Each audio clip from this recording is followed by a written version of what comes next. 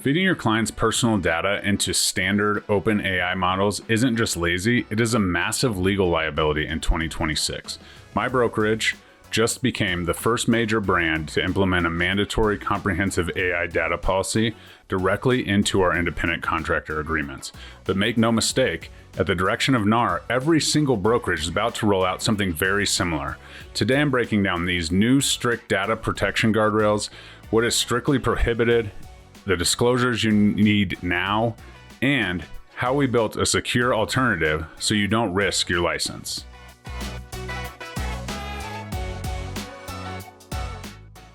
Let's start with the biggest trap agents are falling into right now, putting personal identifying information, or PII, or confidential transaction details into the free public tiers of ChatGPT, Claude, or Gemini. Under the new standards, this is strictly prohibited. You cannot upload client financials or sign legal agreements into these platforms because their terms of service allow them to use your user-entered data to train future models. What is permissible? Using AI to draft listing remarks or transaction summaries is fine, as long as absolutely all personal information is anonymized. You can analyze market trends or comparable sales, but you must only use aggregated or public data to do it. And let me set the record straight. When you really step back and review your fiduciary duties with your state, they're all a little bit different. Putting your client's data or giving AI access free rein to your emails is exposing your client's personal identifying information, which, brokerage policies aside, could be a violation of those fiduciary duties. So before you just unleash any AI, paid, free, included in your Gmail account, into your email to listen to all of those conversations, right? Whether it's about the seller's intentions or buyer's intentions or motivations, as well as emails, phone numbers, everything else. This is a recipe for disaster, not only on these policies, but on your fiduciary duty to them. So regardless of what I say, please be careful doing this, even at the fiduciary level, because that is where things get sticky. We also have to look into how AI communicates and analyzes. If you are using AI chatbots for automated messaging with clients or the public, there are now strict disclosure requirements. Your automated tools must clearly state that they are an AI, not a licensed agent, and they cannot provide legal, financial, or real estate advice. Furthermore, AI is your assistant. It is not a decision maker. You hold sole, non-transferable accountability for the accuracy of your data. If you use AI to pull property dimensions, zoning details, or tax amounts, and it hallucinates, you are the one on the hook. Relying blindly on an AI-generated data point is a regulatory violation. Visual media has its own set of mandatory minimum standards. If you are using generative AI tools to alter listing photographs or virtually stage a room, you must label them. The new standard requires a clear disclosure in the public listing remarks and a back-end meta tag like virtually staged bedroom. It is also strongly recommended to put a virtually staged watermark directly on the image. It goes without saying, but AI tools must never be used to conceal physical defects, structural issues, or environmental hazards. If you use AI to digitally erase a foundation crack, that is deceptive advertising, and it will end up causing bigger issues down the road. Many agents think that paying $20 a month for a plus tier makes their data safe. It does not. Even if you toggle off model training, your data is still actively stored on a third-party cloud server. To handle confidential real estate data, your tech must operate at the API layer with zero data retention. This means the AI processes your prompt, generates the output, and immediately wipes the memory. Nothing is stored, ever. So with these operations in mind, it's not here to say, don't use AI. Obviously, the tools and the resources that we have available to us are absolutely key, right? If you're having it, help with, comparables or, anything that you do in your business, creating content, this script right here was helped with the, assistance of an AI model. But we have to understand what we are doing when we get into contract with these clients and that fiduciary piece. So just step back, make sure you fully understand where the information and data is stored on your chosen AI. there is opportunity to absolutely do this, but at the very least, just make everything anonymous. If you're having it help, create an inspection objection, just copy and paste the inspection, information about the home, leaving out the address, the, buyer's name, the buyer's email, whatever might be on that report, put that into a system, and then it's fully anonymous. It's not like you're giving that data. So we can still use AI, but just freely giving these AI models and these co-work models opportunities to just go click around in your CRM, in, your inspection reports and your contracts. That is where we have to be very careful with the data. And I just want you guys to understand that yes, one brokerage, my brokerage, brought out a AI policy. NAR has asked all brokerages to have AI policies implemented. And as these come out, there's going to be a lot of gray area.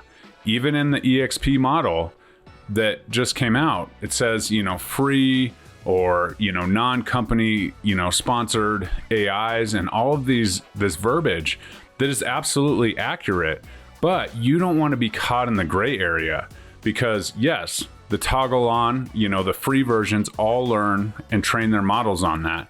Toggling it off could be a solution. However, when you dig deeper and these models are storing this information on a data server somewhere, this becomes very problematic when it comes to this litigious, situation that we are in involving real estate transactions. So overall, just be very careful, know where you're doing it to be safe. Make sure that everything is anonymous in your, so on. If you have a Gmail account that has that AI and it's really cool because it, operates and allows you to, scale what you're doing, or if you're using Claude Cowork and it's saying, okay, this is priority number 1 email, this is priority number 2, understand that personal identifying information could land you in major trouble depending on your state's fiduciary rules or your brokerage guidelines. So just make sure that's all part of your process and understanding where we are putting these clients' information. Because I don't know about you, but I definitely don't ever want to be the agent that, exposes and has that data breach, because that's the big thing. In the new policy at our company, they have access. If you get hacked or whatever, you need to let them know right away, and then they can access, your AI models, your social media, and all of this stuff. And if you are not using this appropriately, it's going to be a problem. So make sure that you understand fully what the AI platform and system is doing. Don't rely on just, okay, it's not learning on my information, so we're good to go. And please, really take a hard look at your email and understand that, okay, if we're operating in a Gmail account and we, have the AI in there, it's actually a violation of our policy, but also the fiduciary duty on some level. So that's huge. The Google Workspace account is the only model inside Gmail, which I know is the most used, out there, that allows you to, turn off the AI mode, because in the free accounts and so on, you can't turn it off. So we need to be really cognizant as realtors of what all of this means. And as, the little stars pop up in every single, browser and app and everything that we have, we need to make sure that we are doing our due diligence to protect our clients' fiduciary, our fiduciary duty to our clients and protecting their information. Because the last thing we want is to be the reason that they get, their identity stolen or, whatever else could happen. So just make sure we are dealing with a very, standardized, rule-oriented industry here. And we have to understand that there are rules all over the place coming at us from realtor boards, our state commissions, the National Association of Realtors, and so on. So we just need to make sure that we understand all these AI tools and how we're using them and where the data is going, because ultimately that's our job, to protect our clients. So just want to make sure that is absolutely clear. With that said, by no means am I saying that you should not leverage generative AI and automate your content and scale your real estate business, but you cannot afford the liability of consumer grade tools. This is exactly why we built HIVO AI. We wanted the speed and efficiency of generative AI, but built strictly on an enclosed API framework with end-to-end encryption. Whether there's data, client data in there, whatever, we're working currently to drop a social media manager that will have guardrails based on, the state you're in, that will have information and, quality assurance that you are not violating any equal housing or RESPA, rules. And so as we go, HIVO AI is built on this standard because we knew that this was coming. With that said, you still need to leverage generative AI to automate your real estate business. However, we have to protect that data.